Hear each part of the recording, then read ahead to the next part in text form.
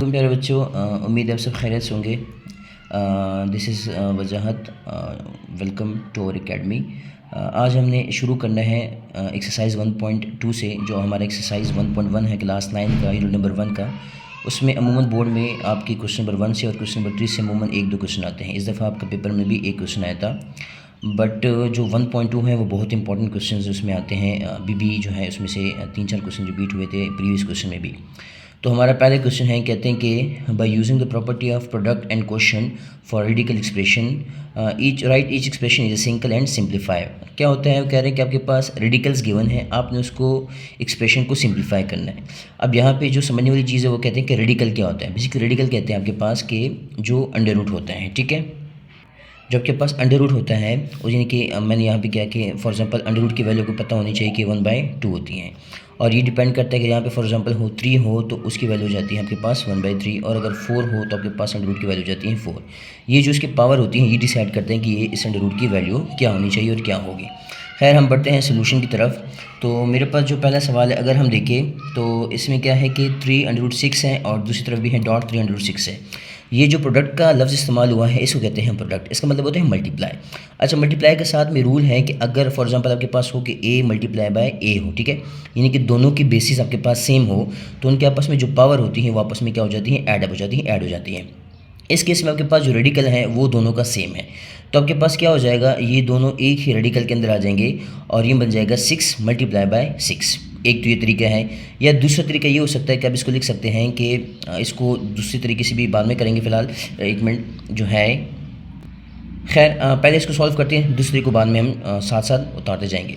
अब आपको पता है कि बेसिस सेम है तो पावर क्या हो जाएंगे, आपस में प्लस हो जाएंगी, तो ये बन जाएगा 6 की पावर 2 बन जाएगा। इसको मैं मज़ीद सिंप्लीफाई करूँगा। अब यहाँ पे जो अंडर रूट की वैल्यू है ना बेटा, वो क्या है, अंडर रूट 3 है। अंडर रूट 3 को हम इस तरह लिख सकते हैं 1/3 लिख सकते हैं, ठीक है। इसको फर्दर सॉल्व करूँगा, अंडर रूट ख़त्म करूँगा तो ये बन जाएगा 1/3।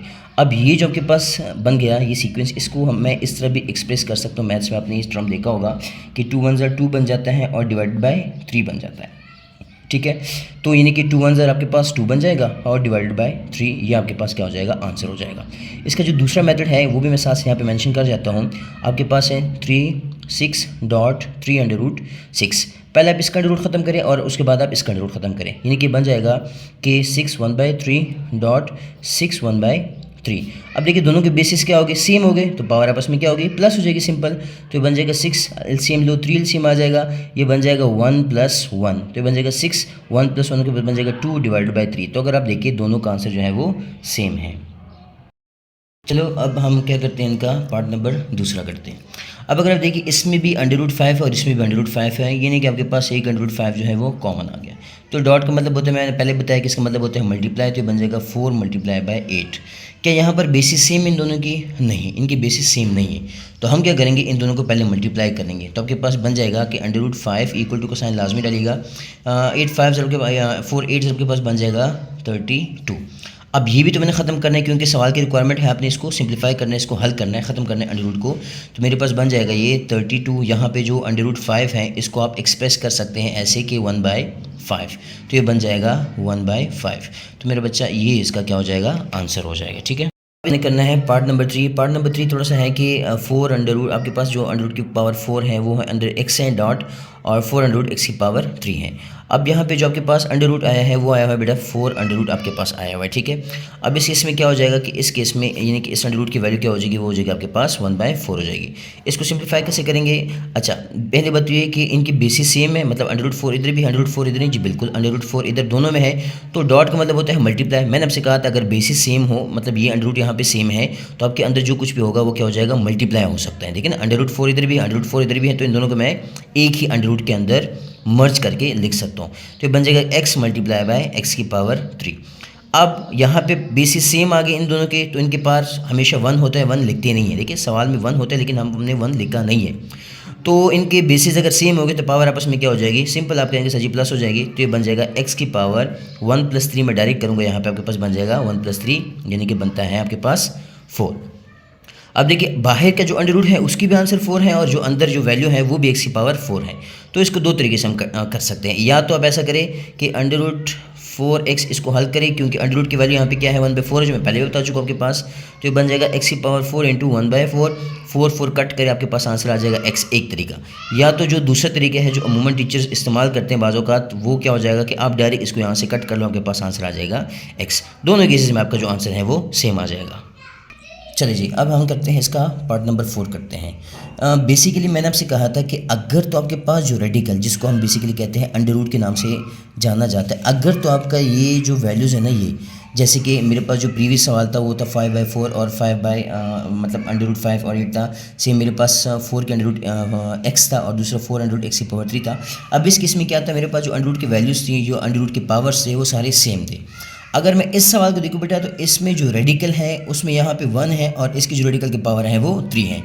तो ये तो पॉसिबल ही नहीं है, सिंपल सी बात है। क्यों? क्योंकि यार इनकी जो रेडिकल्स की पावर है वो मैच नहीं करते। हाँ, अगर यहाँ पे 3 होता, लेट सपोज फॉर एग्जांपल, तो मैं इसको फर्दर सॉल्व करता।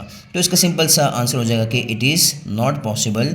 इंग्लिश में आप लिख सकते because it's radical are not same.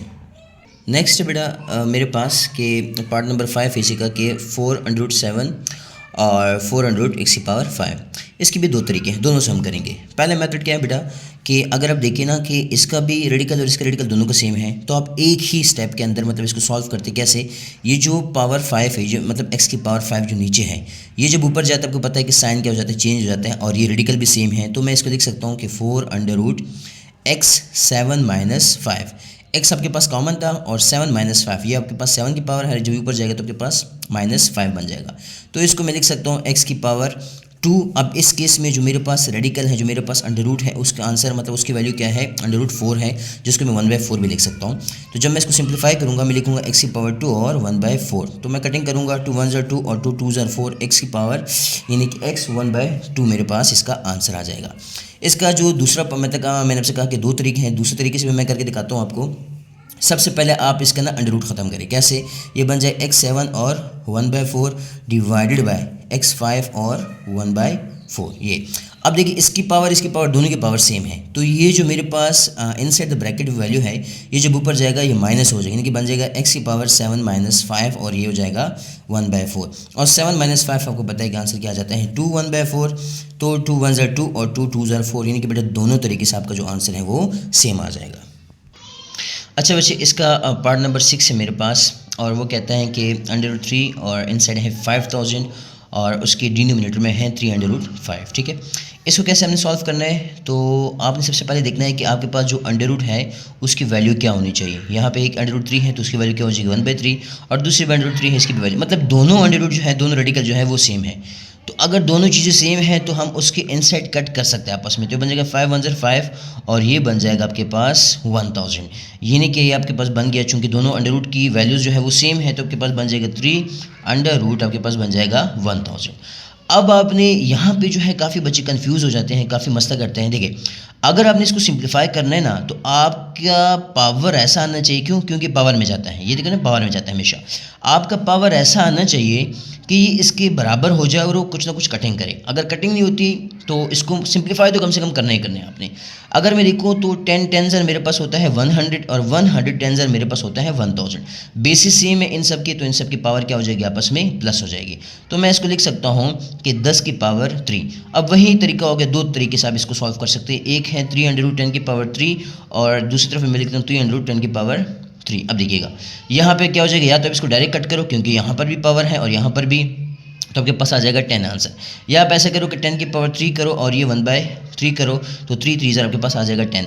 Board में बेटा आपका आंसर मैटर करता है, स्टेप्स मैटर करता है और आपका मेथड मैटर करता है। जब हम चेक करते हैं पेपर्स, तो हम मेथड को देखते हैं कि आया बच्चे ने मेथड सही किया है, मतलब स्टेप बाय स्टेप किया है कि नहीं किया। अच्छा बच्चे, इसका अगला पार्ट है कि अंडर रूट 2 और नीचे अंडर है, मतलब उसके अंडर रूट के अंदर है 500 और अंडर रूट 5 और इसके पावर में है 2। तो सबसे पहले हम देखेंगे कि रेडिकल जो पावर है उसकी वैल्यू हम कैसे एक्सप्रेस करते हैं। बन जाएगा 1/2। अच्छा, एक बात मैं बार बार कह रहा हूँ, ये जो 1/2 है ना बेटा, ये हमेशा पावर में जाएगा किसी भी एक वैल्यू के। अच्छा, अगर इसमें देखूँ दोनों वैल्यूज़, मतलब यहाँ पर भी अंडर रूट 2 है और यहाँ पर भी अंडर रूट 2 है, तो अंडर रूट के अंदर भी कटिंग कर सकते हैं। आपके पास बन जाएगा ये 100, जैसे अभी हमने पीछे एक सवाल किया। खैर, ये आपके पास बन जाएगा कि अंडर रूट 2 और ये बन जाएगा 100। कैसे? 5 1 5 और 500 100 आपके पास 500 आ जाएगा। अब आपने इन साइड ऐसी पावर लेने की कटिंग करे, तो अगर मैं कहूँ कि 10 मल्टीप्लाई बाई 10 मेरे पास बन जाएगा, बेसिस सेम है तो पावर ऐड हो जाएगी, बन जाएगा बेसिकली 100। आप कैलकुलेटर से भी चेक कर सकते हैं, आपके पास बन जाएगा 100। तो यहाँ पे मैं लिख सकता हूँ कि 2 10 की पावर 2। फिर वही बात दो तरीके से आप कर सकते हैं, या तो आप क्या करें कि इसकी डायरेक्ट कटिंग कर ले, दोनों तरीके ठीक है बेटा, कोई इशू नहीं, कोई घबराना नहीं आपने। कुछ टीचर्स कहते हैं नहीं इस तरह नहीं करना, इस तरह नहीं करना, कोई इशू नहीं है, ठीक है। आप क्या करते हो, डायरेक्ट कर सकते हो, आपके पास आंसर दोनों का सेम ही आएगा।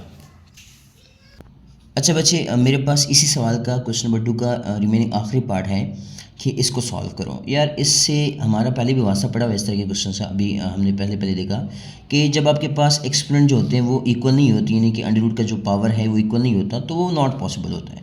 तो इसका सिंपल सा आंसर आ जाएगा बेटा कि नॉट पॉसिबल। हाँ, अब बोर्ड में बाज़ औक़ात रीज़न पूछी जाती हैं, वैसे तो अभी तक नहीं पूछेगी, लेकिन अगर रीज़न पूछे तो आप कह सकते हैं कि there exponent are not equal, या आप लिख सकते हैं कि पावर आर नॉट इक्वल, ठीक है। तो बेटा हमारा जो है क्वेश्चन नंबर 2 ख़त्म हो गया है। तो कोई सवाल हो, आपको समझ ना आई हो, या आपको किसी भी तरह का एक्सरसाइज चाहिए हो, तो काइंडली कमेंट कीजिए ताकि हम उस पर भरपूर वीडियो बनाएं। खुश रहें, आबाद रहें।